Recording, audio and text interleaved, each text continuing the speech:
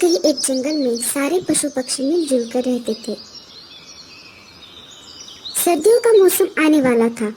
तभी मौसम के जानकार पक्षी सभी को आने वाली सर्दियों के बारे में सूचित कर रहे थे। सुनो सुनो सुनो, हर साल की तरह इस साल भी बहुत ठंड पड़ने वाली है, पर इस साल पिछली ठंड से बहुत ज्यादा ठंड पड़ेगी। आप अपने अपने रहने खाने की तैयारी कर ले।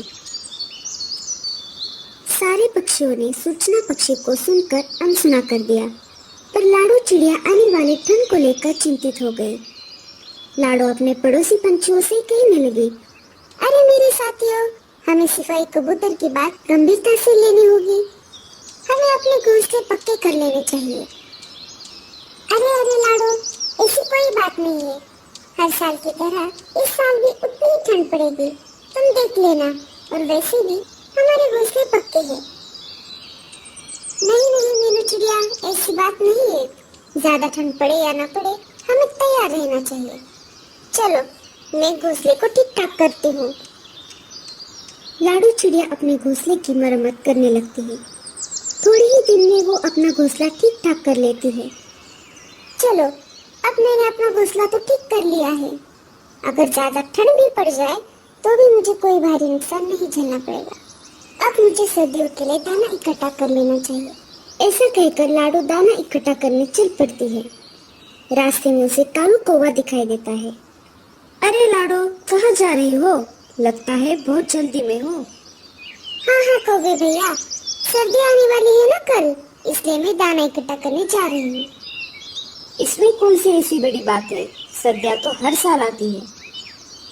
हाँ कौवे भैया, पर जंगल के सिपाही ने तो सूचना दी है ना, इस साल हर साल से ज्यादा ठंड पड़ेगी, इसलिए मैं सर्दियों की तैयारी में लगी हुई हूँ। मुझे लगता है कि आप भी सर्दियों की तैयारी कर ही लो। तुम अपना अपना काम देख लो, मुझे सिखाओ मत, मैं खुद का ध्यान रख सकता हूँ। ठीक है, मैं तो बस आपको सूचित कर रही थी, बाकी आपकी मर्जी। ऐसा कहकर लाडो चिड़िया वहाँ से चली जाती है। कुछ दिन गुजर गए। वैसे ही हुआ जैसा सिपाही बोल कर गया था।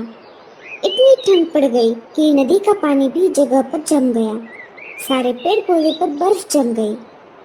अच्छा हुआ मैंने घोंसले की तैयारी कर ही ली, वरना मुझे भी ठंड में बाहर रहना पड़ जाता। लाडो अपने घर में मजे से बैठी थी, तभी बाहर से दरवाजे पर ठक ठक की आवाज आने लगी। अरे, इस समय कौन है दरवाजे पर? जब लाडो ने दरवाजा खोल दिया तो बाहर कालू कौवा खड़ा हुआ था। अरे कालू कौवे, क्या बात है? इतनी रात गए तुम मेरे घर क्यों आए हो? तुमसे ही कहती थी लाडो, मैंने तुम्हारी बात मजाक में ले ली। इस साल ठंड तो बहुत ज्यादा है। तुम आज के लिए बस मुझे तुम्हारे घर पर सहारा दे दो, मैं कल ही मेरा घोंसला बना लूंगा। ठीक है कौवे भैया, बस आज के लिए मैं तुम्हें रहने दे रही हूँ, पर कल तुम्हें अपना घोंसला ठीक करना होगा। हाँ हाँ, मैं कल तुम्हें परेशान नहीं करूंगा। कालू कौवा अंदर आ जाता है और लाडो के घोंसले में जाकर सो जाता है। बस एक दिन की बात है, कल वैसे भी ये चला जाएगा। लाडो बगल के घोंसले में सो जाती है। जैसे लाडो की नींद लग जाती है, वैसे कौवा चुपके से उठकर लाडो का खाना खाने लगता है। अरे वाह, मुझे तो बने बनाए घर में पनाह मिल गई और ऊपर से ये दाना भी मिल गया। अगर रोज ऐसा होता तो कितना अच्छा होता। कौवा पेट भर दाना खाकर सो जाता है। सुबह हो जाती है। कौवा अपनी मस्त नींद में घोड़े बेचकर सो रहा था। लाडो कौवे के जागने का इंतजार कर रही थी। अरे वाह लाडो, तुमने तो बहुत अच्छा घर बना लिया है, चलो मैं चलता हूँ। कौवा लाडो को बिना शुक्रिया कहकर चला जाता है। लाडो अपने अनाज को नहीं देखती और बाहर चली जाती है। लाडो सारे पड़ोसी पंछियों से जाकर मिलने लगी। सब पंछी ठंड के बारे में ही बात कर रहे थे।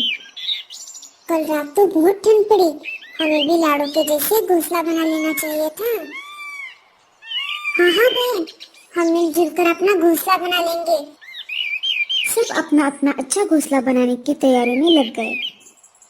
जब लाडो घर वापस लौट रही थी, तब उसने देखा कि कालू कौवा अपनी मस्ती में धूप सेकते हुए घोंसले में लेटा हुआ था। लाडो उसके पास चली गई। कौवे भैया, क्या तुमने अपना घोंसला बना लिया है? नहीं लाडो, मुझे जरूरत नहीं है।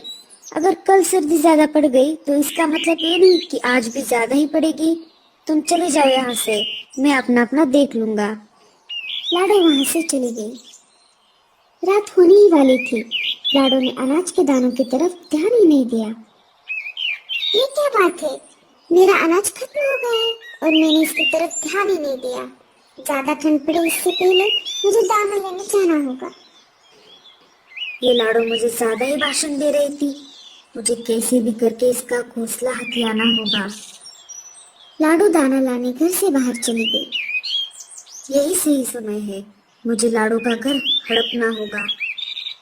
ऐसा कहकर कौवा लाडो के घर के अंदर चला जाता है और दरवाजा अंदर से बंद कर देता है। लाडो को दाना लाने में काफी देर हो जाती है। घर आते आते रात हो गई। जब वो वापस घर लौटी तब उसने देखा कि दरवाजा तो अंदर से बंद था। ये कैसे हो सकता है? मैंने तो दरवाजा बाहर से बंद किया था। फिर आखिर अंदर कौन चला गया? लाडो खिड़की से झांक कर देखती है तो उसे कालू कौवा अपनी मस्ती में सोया हुआ दिखाई देता है। कालू भैया, दरवाजा खोलिए, मैं हूँ लाडो। कालू ने लाडो की बातों को सुनकर भी अनसुना कर दिया। लाडो ने फिर से आवाज लगाई। कालू भैया, क्या आप मेरी बात को सुन पा रहे हो? बाहर बहुत ठंड है। इस कड़कड़ाती ठंड में मैं जम जाऊंगी। मुझे अंदर आने दो, हम दोनों मिलकर एक साथ रहेंगे। कौन? लाडो? मैं किसी लाडो को नहीं जानता और मैं अनजाने पंछियों को मेरे घोंसले में नहीं लेना चाहता। अरे कालू भैया, मैं हूँ लाडो, जिसने आपको कड़कड़ाते ठंड में अपने घोंसले में पनाह दी थी। क्या आप मुझे भूल गए? कालू दूसरी तरफ मुंह करके सो गया। लाडो पेट से थी और उसके अंडे देने का समय भी आ चुका था। लाडो का पेट दर्द करने लगा। अब मैं क्या करूं? मैं कहाँ पर जाऊं? मेरा घर तो कौवे ने हड़प लिया है। तुम घबराओ मत मेरे बच्चों, मैं तुम्हें कोई नुकसान नहीं होने दूंगी। मैं ऐसा करती हूँ, मैं डॉक्टर तोते के पास चली जाती हूँ। मैं उनके अस्पताल में जाकर शरीक हो जाती हूँ। मेरा ठंड से बचाव भी होगा और उनके पास मेरा गुजारा भी होगा। लाडो कड़कड़ाते ठंड में डॉक्टर तोते के पास चली जाती है।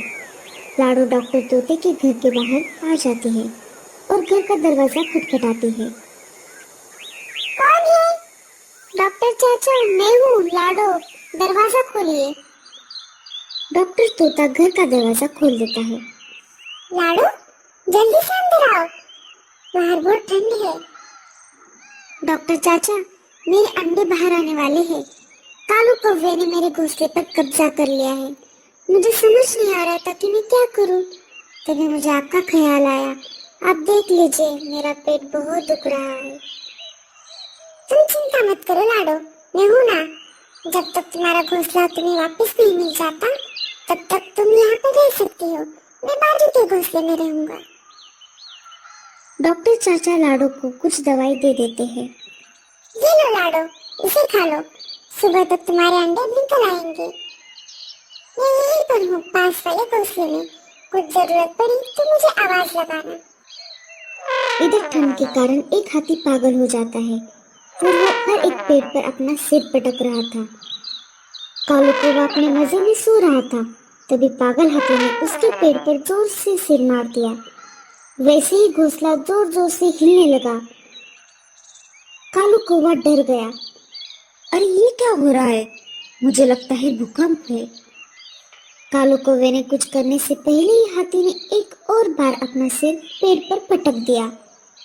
वैसे ही घोंसला नीचे गिरकर टूट गया। नीचे गिरने की वजह से कालू कौवे के पंख टूट गए और वो ठंड में बाहर आ गया। ज्यादा ठंड कालू को बर्दाश्त नहीं हुई और वो ठंड के मारे वहीं पर जम गया।